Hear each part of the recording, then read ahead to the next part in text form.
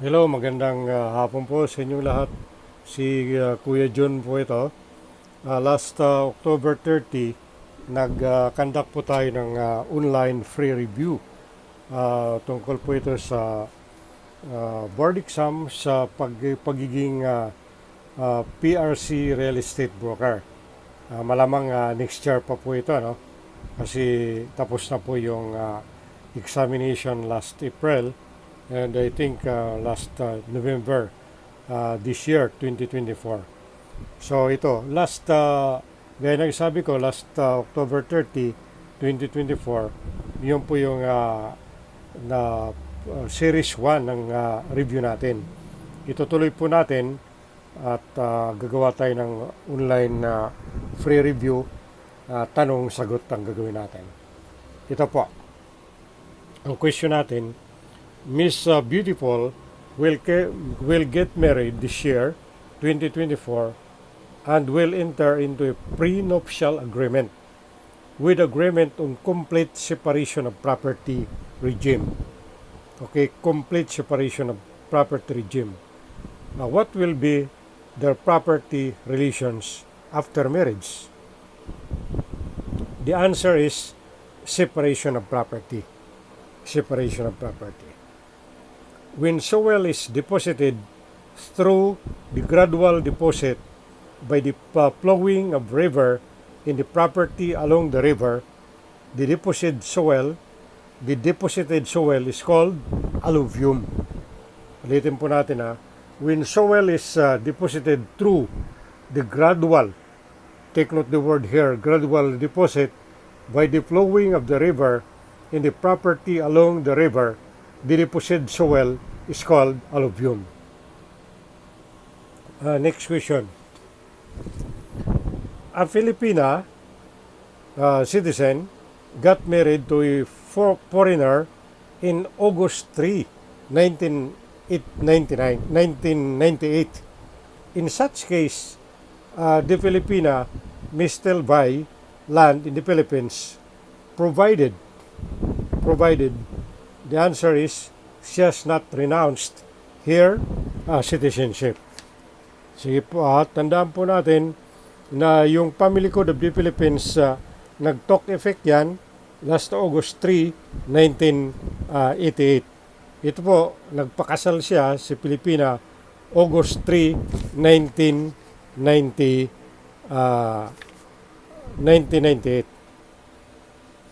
Okay po.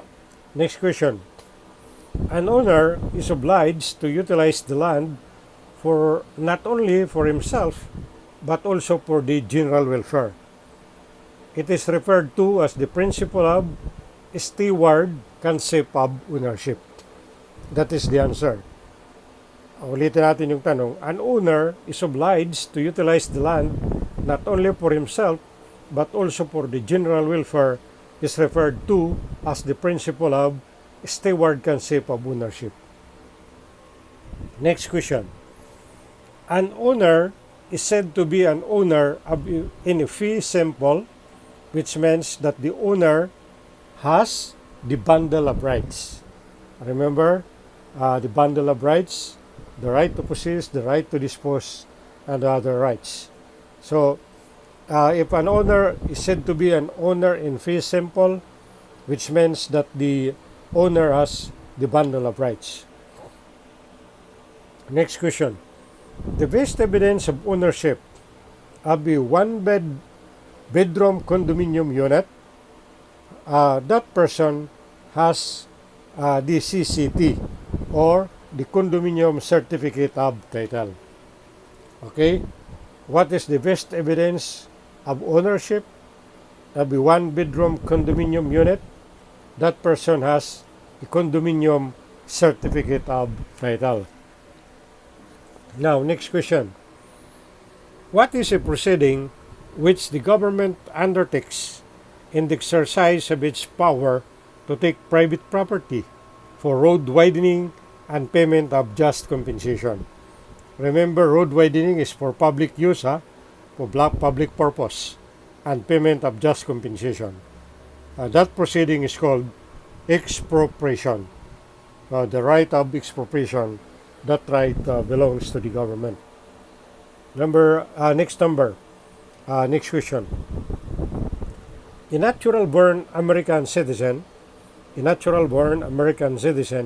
from Hawaii may use his house in the Philippines, which may be possible under what condition? Ulitin po natin. A natural-born American citizen from Hawaii, USA may use a house in the Philippines, which may be possible under this condition that the answer is he leases the land and build the house. Okay? Naupa siya ng lupa at nag-build siya ng house. That is the answer. Next question. The daughter of Filipino went abroad and then became a foreign citizen. Ito po, daughter of Filipino citizen went abroad and then became a foreign citizen. The daughter may still own land in the Philippines upon the death of the parents by what? By hereditary succession. That is the correct answer. Hereditary succession. So ulitin po natin, the daughter of Filipino citizen went abroad and then became a foreign citizen. The daughter may still own land in the Philippines upon the death of the parents by hereditary succession. Next question. For one to have a property relation of complete separation of property, the future spouses must execute this document before marriage. Okay? Ulitin po natin yung question. For one to have a property relation of complete separation of property, the future spouses must execute this document before marriage.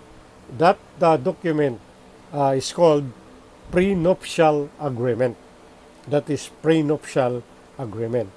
Nangyari po yung prenuptial prior or before the marriage celebration. Next question. What is the right of a person to the fruits of a property, even if the property is not owned by the said person? Ulitin po natin yung tanong. It is the right of a person to the fruits of a property, even if the property is not owned by the said person. Okay, that is called usufruct. Usufruct. Okay? Next question. The Family Code of the Philippines that now governs the property relations between the married people, the husband and the wife, after the new civil code became effective. Okay, when was the Family Code became effective? The answer is August 3, 1988. Tandaan nyo po ito, lagi po itong lumalabas in classroom examination and even in the future PRC real estate board examination. Two people desire to get married under the Family Code of the Philippines. It is now required that their ages should be 18 years old, both. So at the time of the celebration, the marriage celebration, kailangan po sila 18 years old both.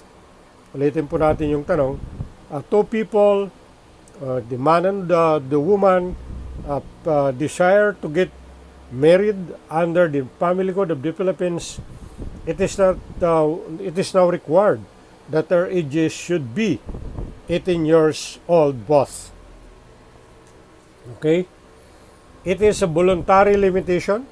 Question, it is a voluntary limitation on one's right of ownership to land. What is that voluntary limitation on one's right of ownership to land? The answer is deed of restrictions. Deed of restrictions. Okay, next question.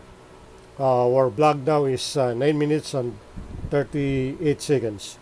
Two neighbors enter into sale of a house and lot in cash. Two neighbors enter into a sale of house and lot in cash.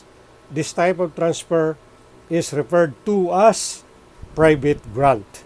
By private grant. Okay? Ito po muna siguro yung last tanong natin, last question natin before we adjourn. A foreigner, Mr. Handsome, married a foreigner, Mr. Handsome, married a Filipina, who then bought the house and lot and register of deeds, unregistered, and the registered of deeds required the foreigner to execute an affidavit of waiver of his rights over the property. The affidavit of waiver is what? The answer is void. Ulitin po natin yung tanong. A foreigner, Mr. Handsome, married a Filipina, who then bought a house and lot, and the register of deeds required Mr. Handsome to execute an affidavit of waiver of his rights over the property. The affidavit of waiver is void. Walang visa. Okay? So, prayerfully, inaasahan po natin na napulutan po ninyo ng aral itong na-vlog po natin ngayong hapon na ito. Today is Monday, November 4, 2024. Okay? Ingat po kayo lahat. Naway, lagi ko sinasabi, pagpalain po tayo ng Panginoong Diyos at pag-ingatan po tayo. Maraming salamat po. Sana napulutan po natin ang aral ninyo para sa inyong examination sa Professional Regulation Commission o PRC Real Estate Board Examination. Maraming salamat po. God bless po.